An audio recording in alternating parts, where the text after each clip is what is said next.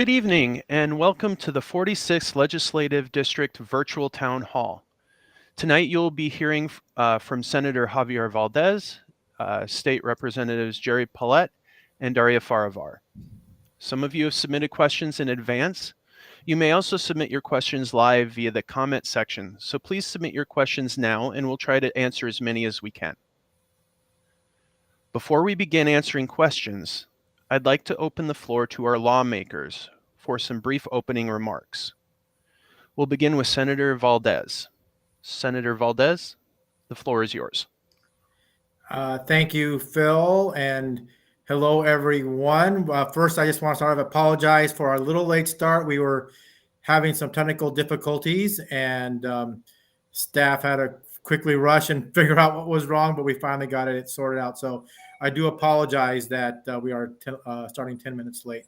Hi, I'm Javier Valdez, your state senator here in the 46th Legislative District, formerly your state representative for the last 5 years, and I'm now in my first term here in the state Senate.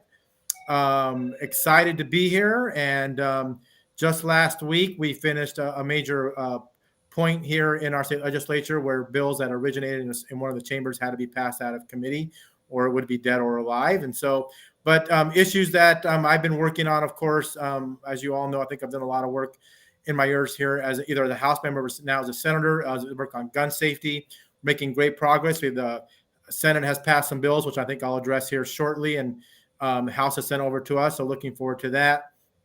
Still working in the transportation areas. I still a member of the Transportation Committee. And I'm now, when I left the House, I left my chairmanship as chair of State Government Committee, now serving as vice chair in the Senate State Government Committee, hearing some important election issues as well. So, but really tonight, we're here to answer questions that have been submitted in advance and ask questions along the way. And we do plan on having an in-person town hall here after the session. So I know some of you are anxious about having a scene in person, and we're happy to do that. But for today, we're virtual, and I'm going to turn it over to, I don't know if it's Rep Pollet or Rep Farivar to say hello, and we'll get to answering questions tonight. But really glad to see you all and glad that you're here. Welcome, everyone. I'm Representative Gerry Pollet, and this is our first town hall together as a new 46th district delegation, welcoming Representative Farivar. And our delegation has a history that we continue to be the most cohesive, coordinated delegation serving the residents of the 46th district. And we work very closely together. This evening, because we want to make sure we get to as many questions as possible, we're going to try to have one of us, maybe two, answer a question, but we are generally in strong alignment. And if someone is answering for us, we're generally aligned with that answer. We want to assure you that we get to as many questions as possible by doing it this way.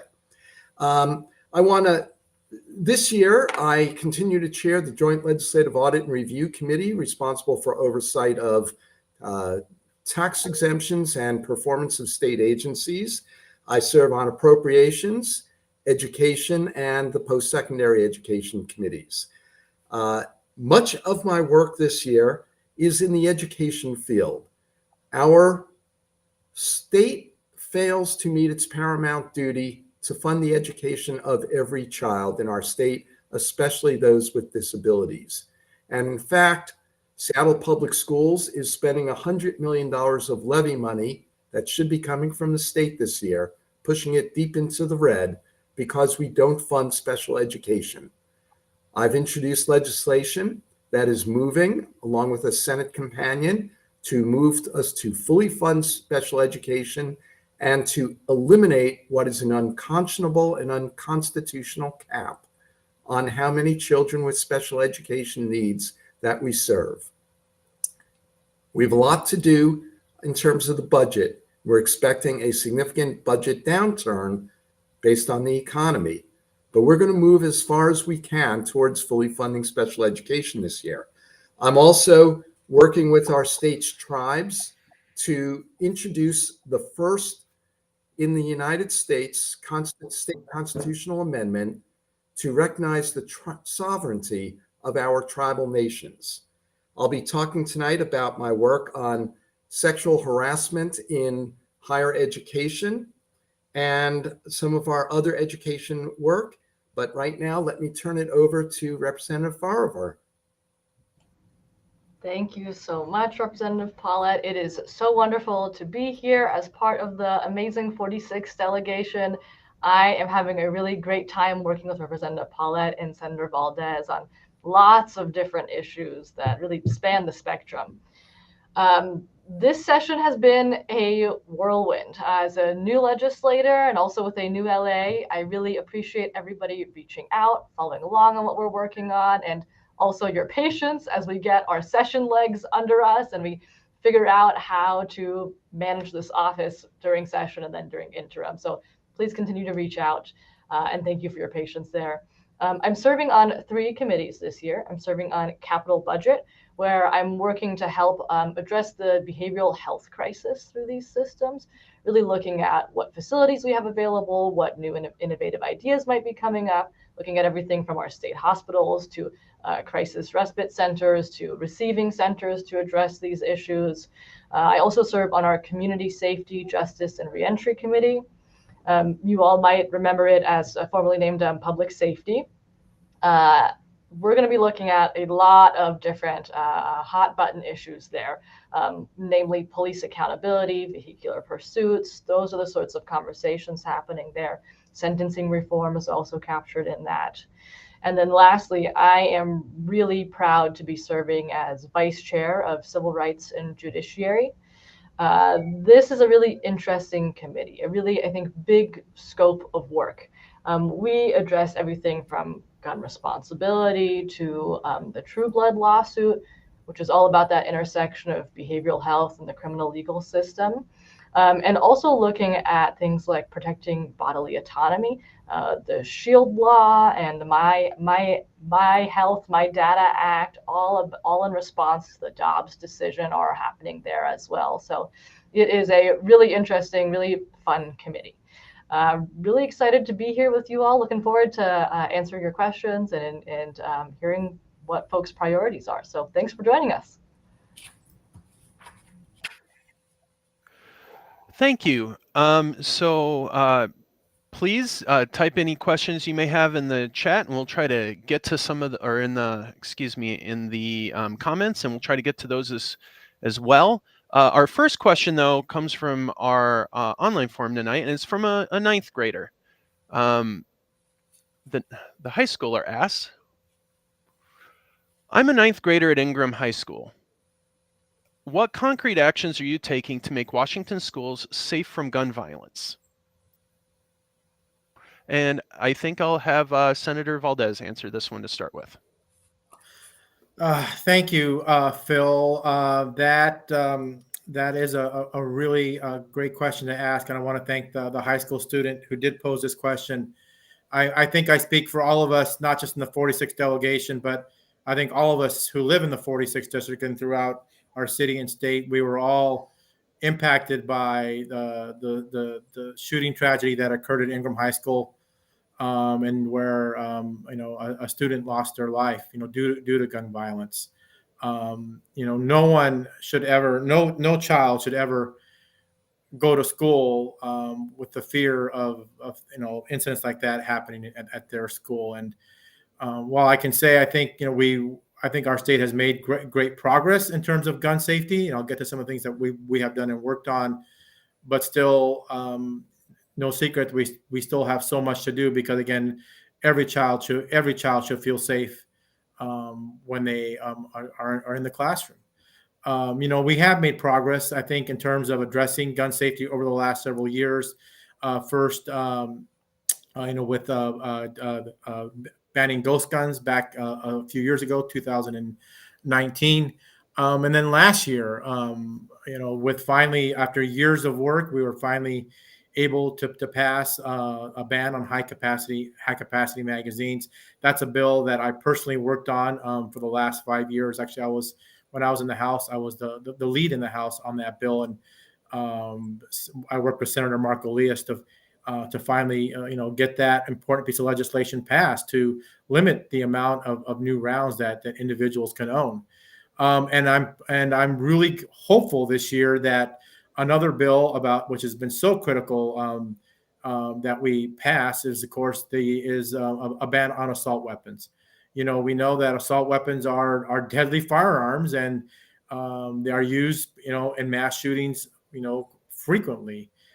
They are capable of firing, far more bullets and far faster than any type of other, like a rifle, for example. And I think the statistic is like 70% of the researchers estimate that if we had an assault weapon ban, we would see 70% fewer mass shootings in our country. And through a lot of hard work, through the leadership, I want to make sure he gets acknowledged. The leadership of Representative Strom Peterson from Edmonds, he's been the lead in that in the House, and finally this passed in the House just a few weeks ago after a long debate.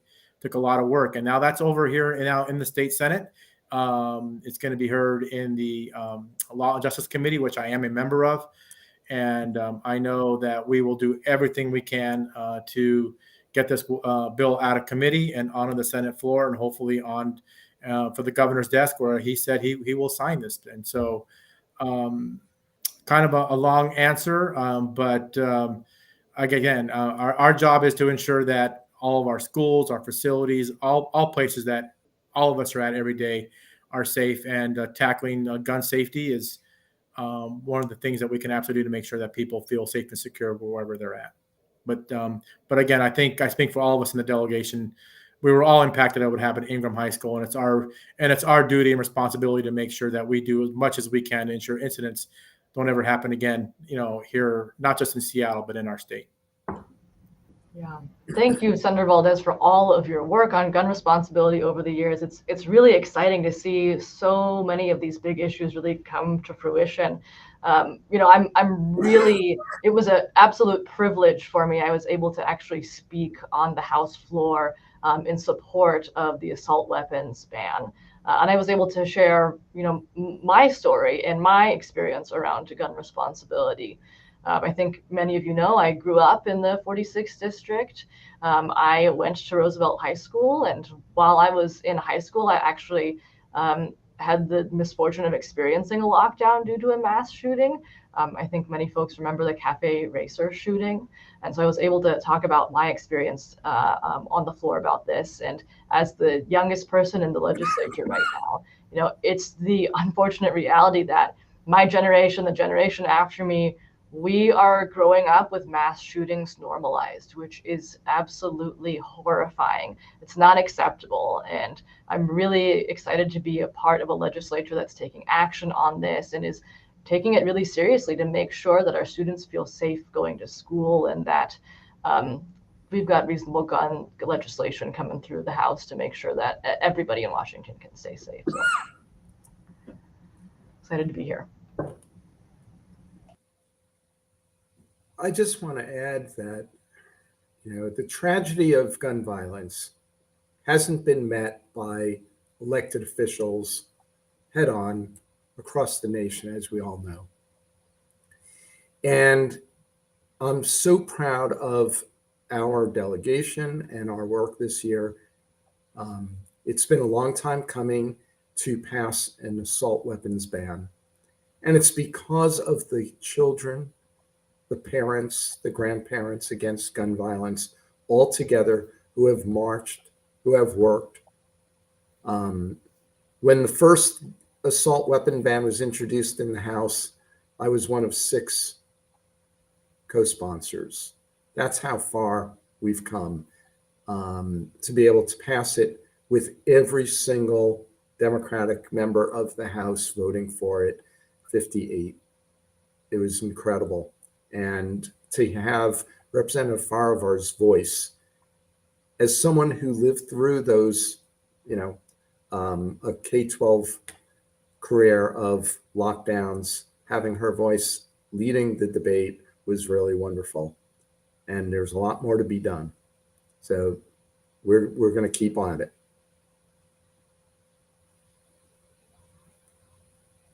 Excellent. As we get ready for our next question, we're going to switch our interpreters to make sure we're providing good service for you. And then we'll ask our next question.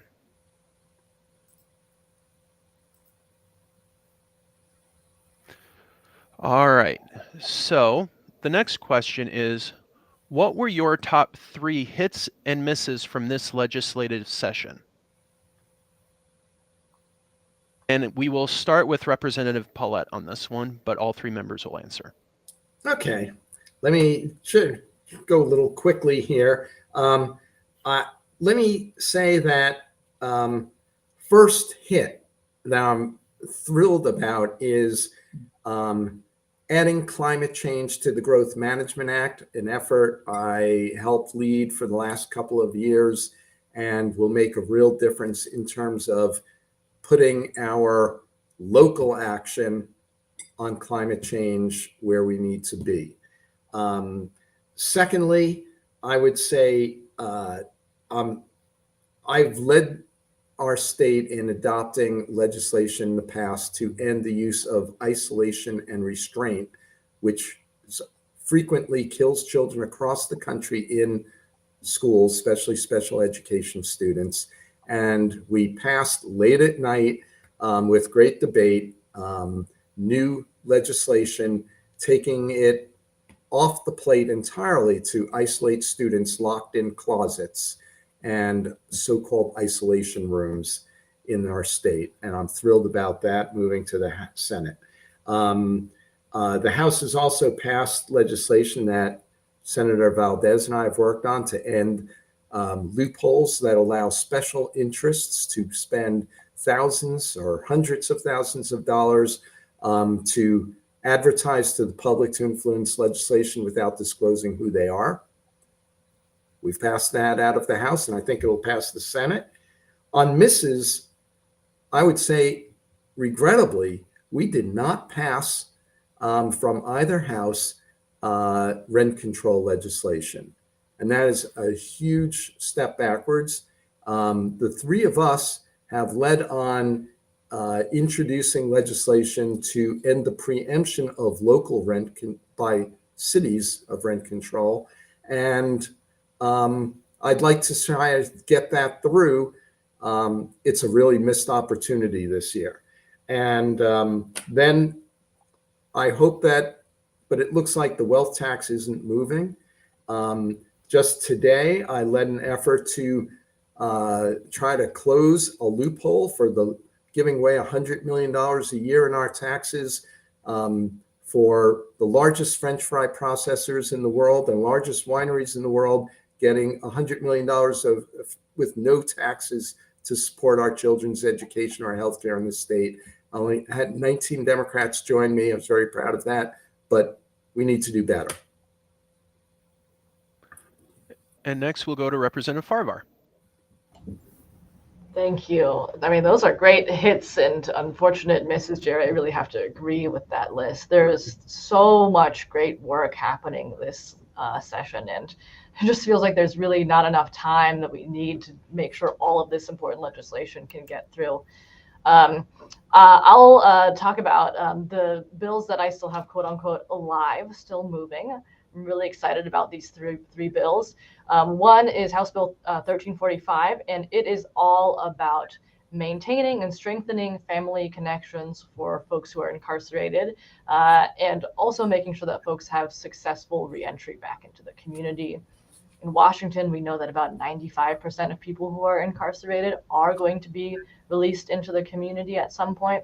And making sure that they have natural supports is a huge part of successful reentry, and making sure that we don't have people coming right back through the doors of our criminal legal system. Another hit for me is going to be House Bill 1618, which is about supporting survivors. This bill would eliminate the statute of limitations for individuals who have survived childhood sexual abuse and who are pursuing civil claims. the toll that experiencing this abuse has on individuals is tremendous, and there are financial implications to that. And so I'm excited that this bill continues to move forward. It's got a hearing scheduled next week, so stay tuned for that. And then lastly is a bill that I have been working on for about 3 years, and I think many of you heard me talk a lot about it over this last year, which is House Bill 1541, the Nothing About Us Without Us Act. Many of you may also know that Representative Pollet actually championed this for 2 years, and was excited to work with him in the community on that. And this year we have reintroduced it. It is back, and it is a great piece of legislation, all about the simple concept of making sure people with direct lived experience are included in our policy decision making, something I know that many of you care about. And I'm very excited to share that this has really become a project of the 46, because Senator Valdez has also introduced a companion in the Senate, and it is heading over for a hearing next week in the Senate as well. So stay tuned on that one. A couple misses for me, unfortunately. One of the big ones for me is that House Bill 1313 isn't moving forward. Lucky number 1313, I should say. And this was a really important bill around Medicare affordability. Now, folks who are aging or might experience a significant disability often experience a cliff of affordability, is what we call it, when transitioning from Medicaid to Medicare. This bill is attempting to try and address that and create parity between the two systems, so that when folks are experiencing a time of high need, which so many folks are, they're not dropped off and they're still able to access the medication and the medical services that they need. Many folks right now are having to make tough decisions between having food to eat for the week, paying for medications, paying rent, and being able to go see the doctor. And that's not fair. We need to be taking care of folks. Now, rest assured, I have not given up.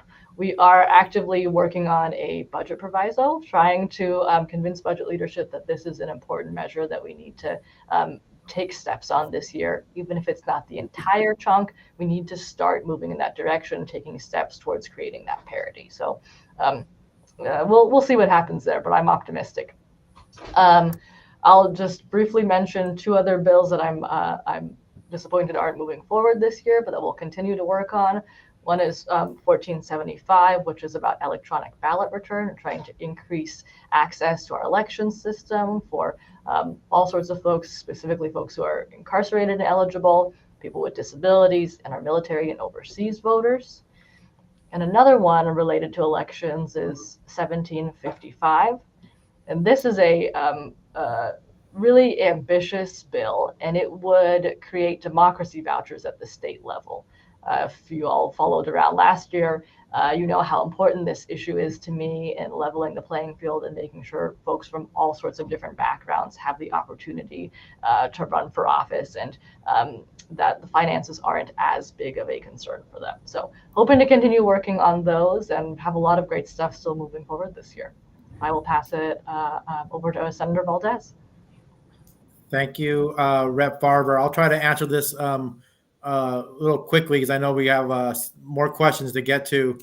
I would say I'm going to first start, I think, with the misses. And my, I think many of you know that I have worked on hate crime legislation here in our state ever since I arrived, back in the House, 6 years ago, and was able to change our hate crime laws back in 2019. And so this year, actually starting late last year, and then of course through this year, I worked extensively with the Anti-Defamation League, the Jewish Federation of Seattle, and the Latino Civic Alliance on a piece of legislation that would mirror what the state of Oregon does, and that is to create a hate crimes hotline in our state.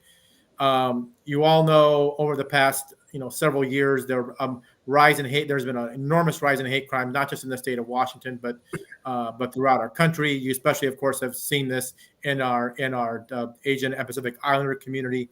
But unfortunately, we still don't track it very well. We don't also really address it very well. Jurisdictions are very inconsistent on how they address hate crimes or how they also work with victims and trying to solve these cases. And so we, again, working with this coalition, we wanted to mirror what Oregon does and actually have an independent hate crime hotline, because we also know that there are people out there who don't report it because they actually are afraid of actually working with law enforcement, or don't have a confidence in some law enforcement agencies throughout our state that they will actually tackle and address their that they were victims, or what happened to them. So unfortunately, we were able to get it out of committee. Unfortunately, it did not get out of the fiscal committee, out of Ways and Means. I don't know if you all read the Seattle Times on Monday. It was a front page story on the Seattle Times regarding this piece of legislation and how it would work, and hopeful next year we can get it across the finish line. Two of the other misses, which I probably will get to a little bit later, has to do with votes that our state Senate took over the last couple of weeks. One is regarding the Blake decision on drug possession. We unfortunately passed a piece of legislation regarding how to address folks who do have drug convictions, and the version that passed, in my opinion, was simply not the route to go. We want to ensure that folks get help and treatment, and establishing mandatory sentencing isn't exactly, I think, the right answer. Folks need help on their addictions, and our job as a state, to give them the treatment that they need. But I'm hopeful that now that it's over in the state house, that the House will correct the errors of the Senate, and either not pass the bill or make corrections again to ensure that our folks who really need the help are getting it, and not putting back into jail and prison based on some possession charges. And I think the third miss has to do with vehicle pursuits. Law enforcement has been very vocal, I think you all know, over the last couple of years on the historic changes that we made to vehicle pursuits to ensure that they were not endangering the public, that there actually had to be real valid reasons for why they needed to engage in a pursuit that, of course, that protected the public as well. And unfortunately, there was a bill in the Senate that did pass. Of course, I did not vote for that bill because I thought it simply, again, was rolling back, I think, procedures that we put in place to ensure that our law enforcement, where it changed the threshold from probable cause, just in terms of reasonable suspicion. And so, again, I'm hopeful that as the House hears this piece of legislation, they will either not pass it or, again, fix the errors that passed in the Senate. In terms of the wins, I'll wrap up real quickly because I know we've got a lot of more questions. I talked about gun safety. The assault weapons ban is moving. Really happy about. I think that's a big win. As long as with a couple other bills from regarding holding manufacturers responsible when guns are used in incidents, and a great bill from Brett Berry on a 10-day waiting period. A bill that hasn't gotten a lot of publicity out there, but I think it's great. Has to do, I think you all know, we have every election, we have advisory votes that are on our ballots. They take up a lot of pages on your voter's guide. They mean absolutely nothing. This is an initiative that was passed by Tim Eyman years ago, and we're simply just going to making sure that folks understand that if you're going to vote yes or no on an advisory vote, it really doesn't have any impact at all on what we pass in the legislature. And so we pass it out of the Senate finally onto the House. And I think the last thing is really more of a personal win, is that we now have more people of color ever in our state House and in our state Senate. I am now one of 3 Democratic Latino senators. We only have, this is the largest we've ever had, and it's only 3 out of 49. But it's progress. And as you all know, I love representing, of course, the 46th district. But you all know that my roots and background in rural Eastern Washington. So being able to be a voice for them as well really means a lot. And so I appreciate the support that you give me on that. Thank you very much. And just a reminder that you can ask questions in the comments, and we're going to go to another question that we got both in the link we sent out, but also in the comments. So the question is, why are you supporting House Bill 1110? And we will start with Representative Pollet. Thank you. Okay, 1110 is legislation that would upzone residential neighborhoods, which are currently called single family, even though in Seattle we don't have single family neighborhoods anymore. Every lot in Seattle is now zoned for 3 housing units. This legislation will, if it's adopted the whole way, will upzone close to transit areas to 6 units per lot. And the reason I want to make sure that we do something here is that we need transit-oriented development and infill. We need to increase housing supply. But this legislation, I want to be very clear, it's not at all about affordable housing. And frankly, the only reason I was able to vote for this is that I succeeded in ending the bill as it was introduced and passed out of its first committee, where it actually would have preempted the city of Seattle and other cities from applying affordable housing requirements and preventing displacement. I was able to add amendments to eliminate those restrictions and narrow its scope. It no longer preempts tree ordinances, so we can meet our climate goals at the same time. So for that reason, I was willing to vote for it and move it forward and hope that it passes. I've also been the prime sponsor of legislation to increase the use of accessory dwelling units, ADUs. And we have another bill that passed the House that was part of the bill I passed, got through local government last year, allowing the splitting of lots. But right now, there's a kind of hidden bill that's come over from the Senate that would increase the zoning for every lot within 3/4 of a mile of every HOV or bus stop, and to 4 to 8 stories. And that is kind of crazy. 3/4 of a mile from I-5, from Lake City Way, from 45th Street, literally covers every block in the 46th district. And most of the blocks for 3/4 of a mile from every bus stop in much of the Puget Sound area. And the Puget Sound Regional Council just did analysis that showed this would cause massive displacement of lower income and communities of color. So we've got to work on that. That is SB 5466. And it needs to be true transit-oriented development that we promote. And we work to ensure there is affordable housing as part of any development near transit. And that's where we concentrate and put our multi-story residential units.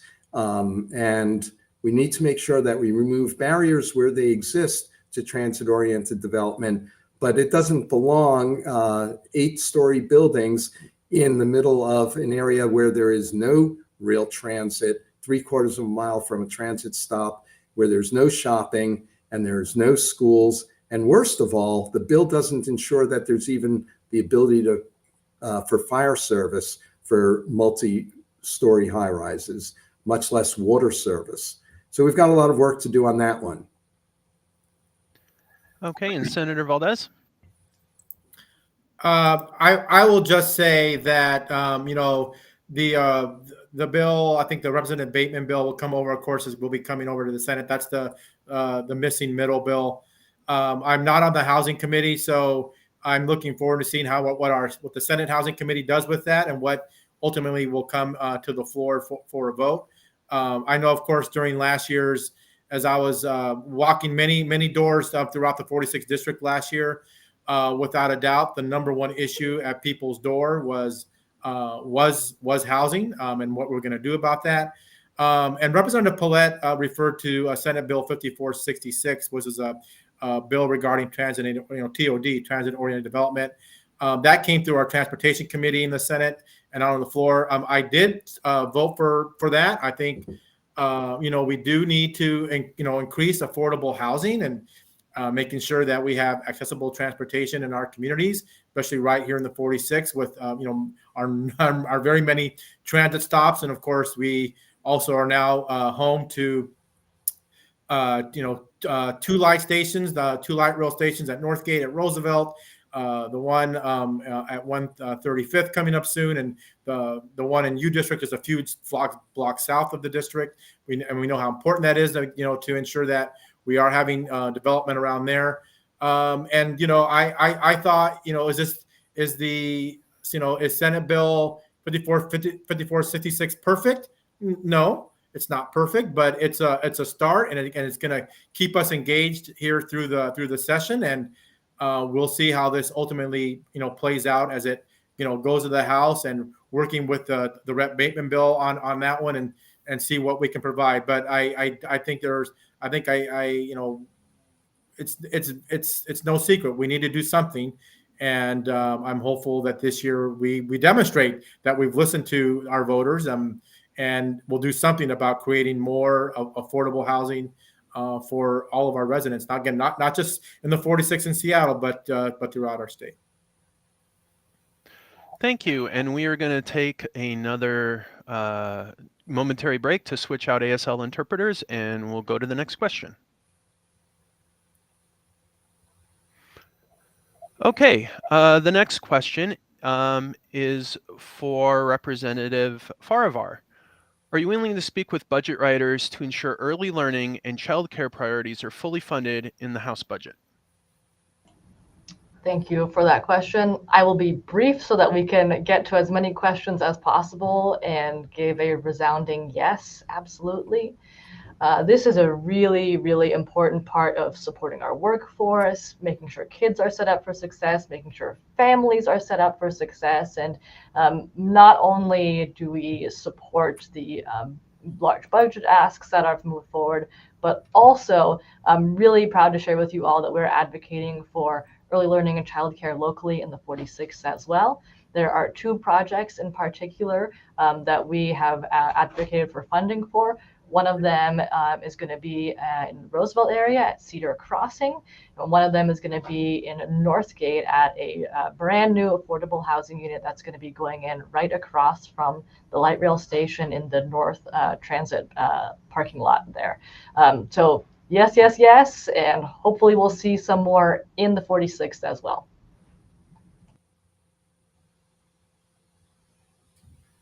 Thank you. And the next question is for Representative Pollet. What are you doing to support our schools being fully funded? Thank you for this question. A lot of people think that we solved fully funding schools with the McCleary decision. It's far from the truth. This year, Seattle Public Schools, as I mentioned earlier, is about $100 million in the red just for having to pay the costs of special education for children with disabilities that the state is supposed to pay.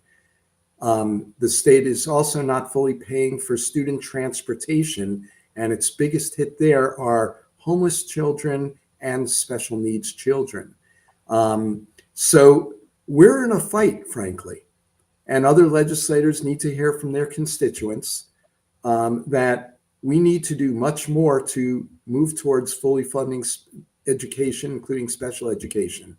My legislation that has passed the House will eliminate the cap on special education in a few years and lifts the cap and increases funding, but not nearly enough. I'm almost ashamed to say the Senate has more than twice as much money that they're willing to commit to special education. And I testified in front of the Senate on my bill 2 days ago and said, replace your multiplier with in my bill. because we need that increase, but we also need to end the cap. We need the fully funding transportation. Our districts are literally on the verge of going bankrupt because of the lack of funding of K-12 education. It has gone from about half of the state budget down to 42% of the state budget. It's supposed to be our paramount duty. We've got a lot of work to do, and a lot of legislators need to hear an outcry over this.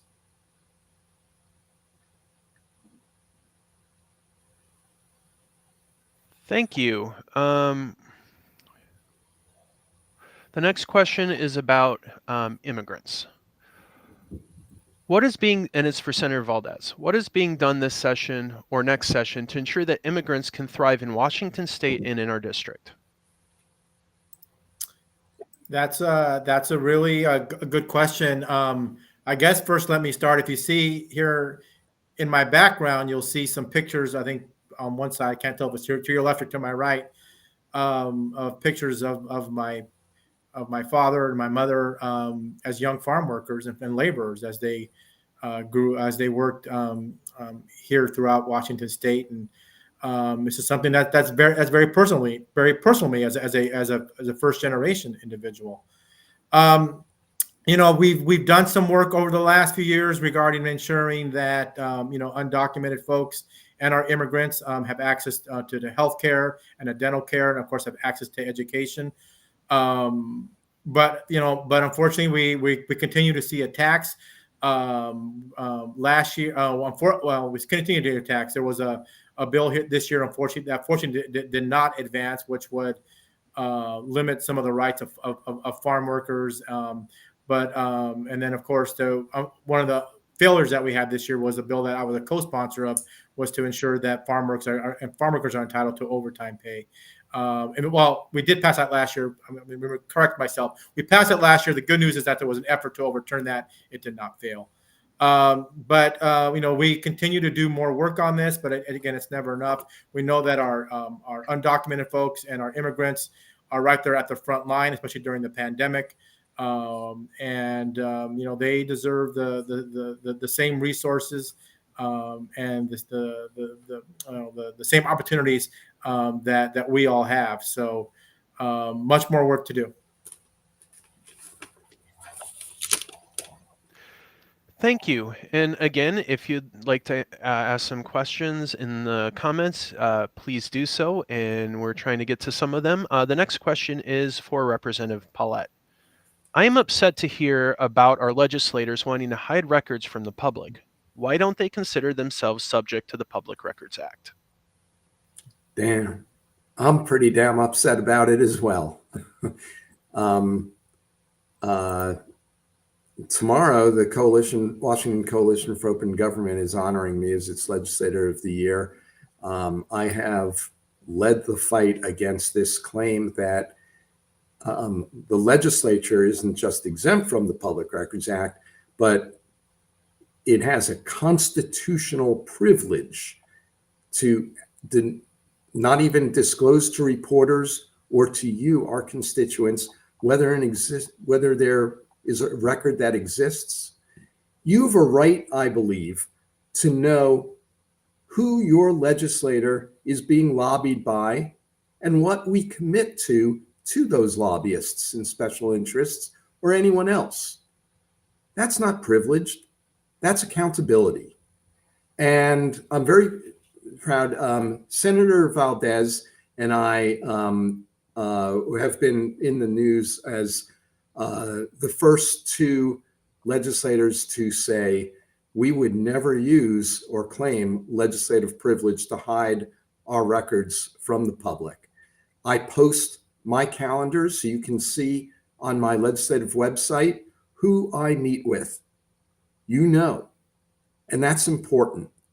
Unfortunately, the leadership of the legislature has continued to assert that this untried, never tested in court claim that the state constitution, after 130 years, has just been found to have a constitutional privilege to allow legislators to hide our records. I don't think that'll stand up in the U.S. in the state Supreme Court. I don't think it stands any chance of standing up in the state Supreme Court. But you've seen news coverage about how it's being used to deny reporters and the public records right now. And I think there needs to be a public outcry over it. We're not hiding our records, and there needs to be a real outcry.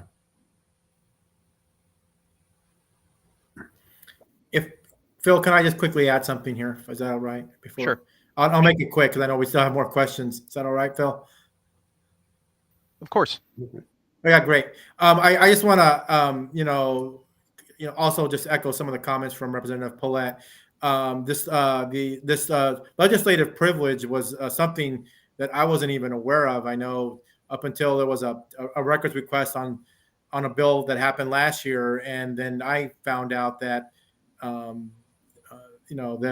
were decisions made that some of my documents were withheld because of legislative requests, but that quickly got fixed as soon as I was aware of that, and my records got released. But I just want to echo what Representative Pollet is that I would say it's I think it's very concerning among a lot of us in the legislature regarding this again, the use of legislative privilege. And I think many of us are not weren't too happy, I think, with how some of the things played out. All right.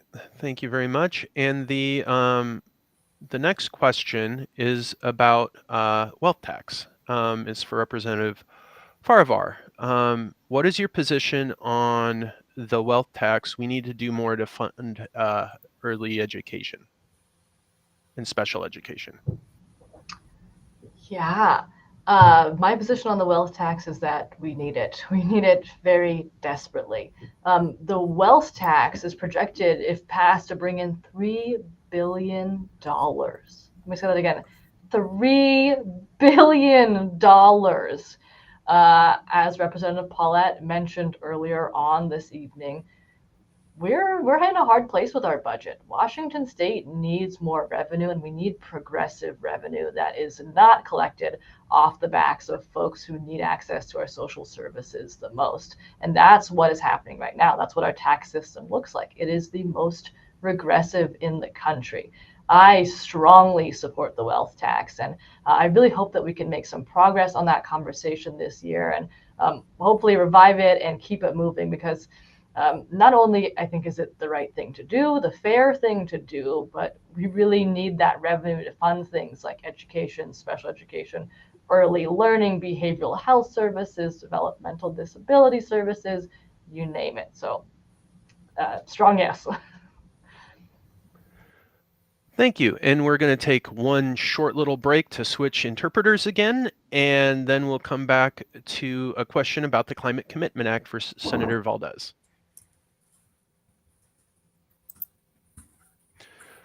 All right, for Senator Valdez, what are you doing to make sure the Climate Commitment Act funds are spent effectively to reduce greenhouse gas pollution in the best way possible?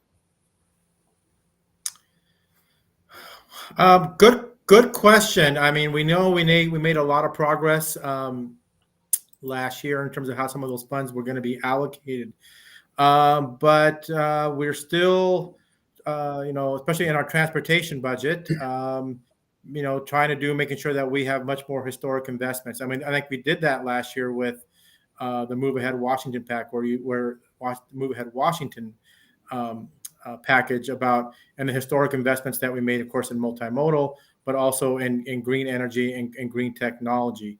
We know that still we need to make a move towards electrification in our cars, and we're trying to do that with more stations.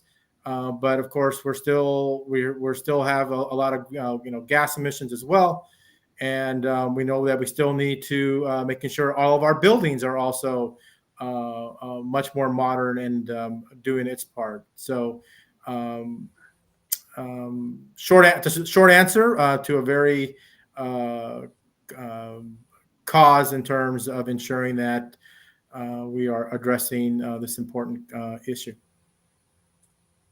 If I can add just for a moment here, We expect to spend about $1.7 billion in the next 2 years from our new cap and trade on carbon program.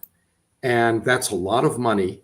We have to make sure that the money goes first and foremost to reducing carbon emissions with equity. So we have a big pool set aside for the communities that have been furthest from environmental and economic justice and with the greatest health disparities in the state. I have funding that I've proposed for what we call community-based health assessments for those communities and tribal reservations that have suffered the greatest due to being near freeways and all the other industrial air polluters and water polluters.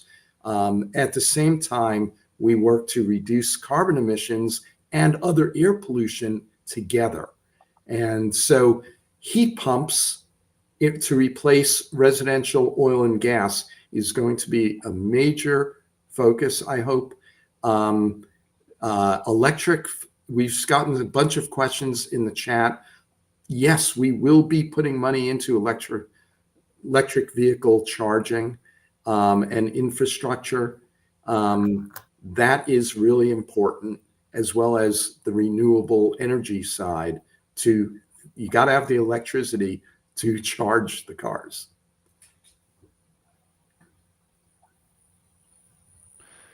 Thank you very much. And we're going to take one more question before we go to closing remarks.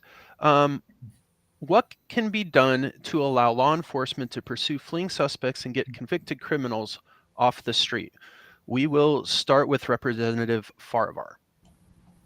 Yeah, thank you for this question. This has been a huge topic of conversation in the legislature and in the committees that I'm on. This is a really important issue to make sure that everybody feels safe in their communities and we have law enforcement who are ready and able to respond to harm in our communities as soon as it happens. The topic of pursuits is interesting. So right now, the law does say that law enforcement, when they have probable cause, they can pursue individuals who have committed or in the midst of committing a violent offense. So this is already in the law right now. I do worry that this is mostly an implementation issue that's happening on how folks are reading what the law actually says right now. And that is a huge issue that we need to address. However, I don't believe that the legislation that has been put forward this session is going to address the underlying issue. The law is already on the books. It is clear. Our AG has even weighed in on this in the interim. The law is not preventing officers from pursuing folks who have caused harm or are in the process of causing harm in our communities. And I think it's really important to be clear about that and make sure that that message is being reached by our communities. Now, when we talk about pursuits, we have to start with the understanding that they are inherently dangerous, not just for the individual that is being pursued, but for bystanders, for passengers, and for law enforcement. In our district alone, there are 4 current active fatal pursuits cases. 2 of them are in the Lake City area. One of them is farther north and west of Lake City, and another one in Maple Leaf. We also have 2 other non-fatal cases that are being investigated right now. So 6 right now since 2015 in our district alone. Pursuits can cause great damage in our communities, and I think it's important that we don't take it lightly and that we are careful about when we say that it is appropriate to pursue. And that's the conversation that's happening in the legislature right now. I should also mention that many jurisdictions also have far stricter pursuits policies than what we have on the books right now. Kirkland and Everett being some, and in Seattle, it is also extremely restricted on when it's actually appropriate. Having pursuits happen in really congested areas just opens folks up for more danger and potential harm. So I really think that we need to be working closely with our law enforcement to figure out why this has been an implementation challenge for them and making sure that folks are getting help as soon as they need it and that we can stop harm from happening in our communities. If I can add in, I thought Representative Farivar really did a great job of summing up of what's going on here. And as I addressed, I think one of the very early questions about what was one of the misses so far for me, and as that is the bill that we had that just passed a week ago on vehicle pursuits to roll back, unfortunately, some of the and I think some of the the courageous bill that we had again that ensured that we were doing a better job of law enforcement keeping our public safe by not engaging in vehicle pursuits that they really didn't have a reason to.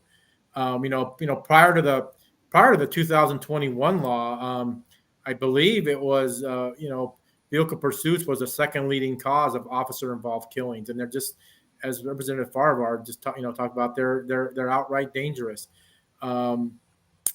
It was unfortunately a vote in the Senate that happened, and I'm just hoping that the House can correct it and just ensure that this bill does not get to the governor's desk again to see these rollbacks take place.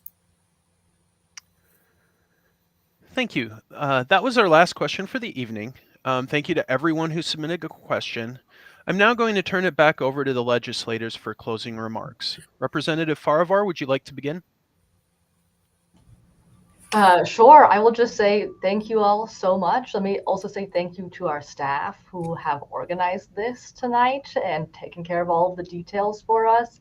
Thank you also to our interpreters for helping out this evening. It's wonderful to have you with us and make this event more accessible. And to my seatmates, I'm so excited to have done my first town hall with you two.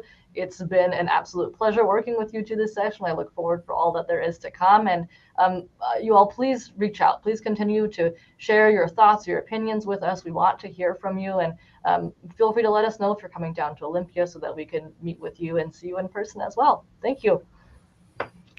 And Representative Pollet. Thank you all for joining us.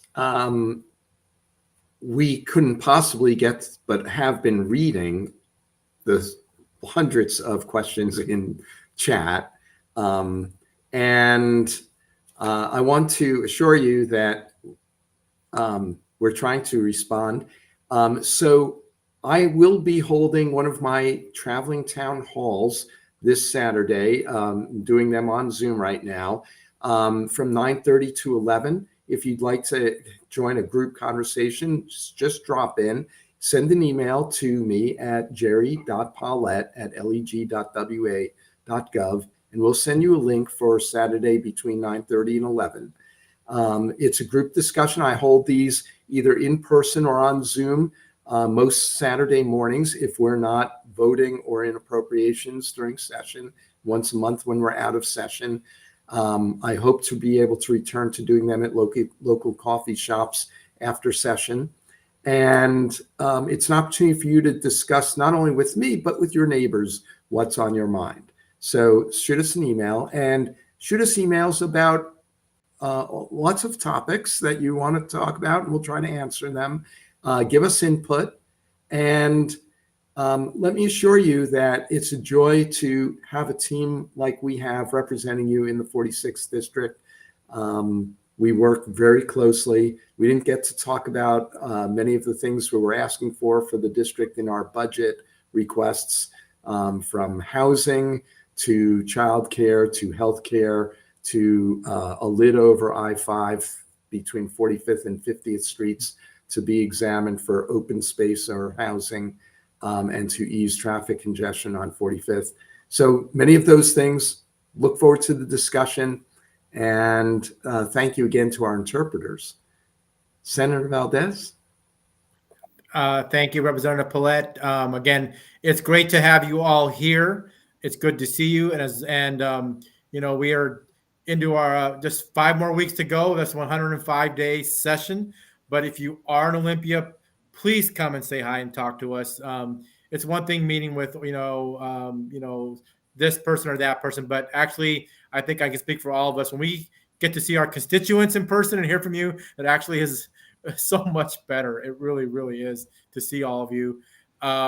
thank you to Phil for moderating, and I also want to extend again how enjoyable and great it is to have Representative Farivar as the new member of the 46 team. She has just hit the ground running and is doing a phenomenal job in her role in our delegation.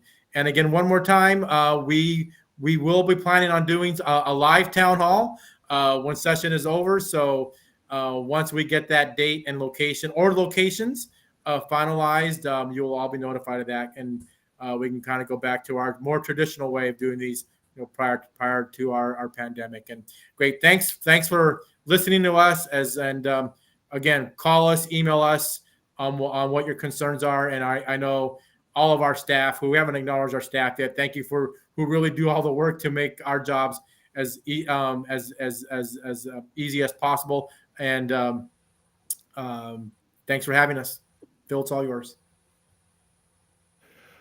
That is all the time we have this evening. Thank you so much for attending and for submitting questions. If we did not get to your question, you can directly contact the offices of Senator Valdez, Representative Pollet, and Representative Farivar with your comments.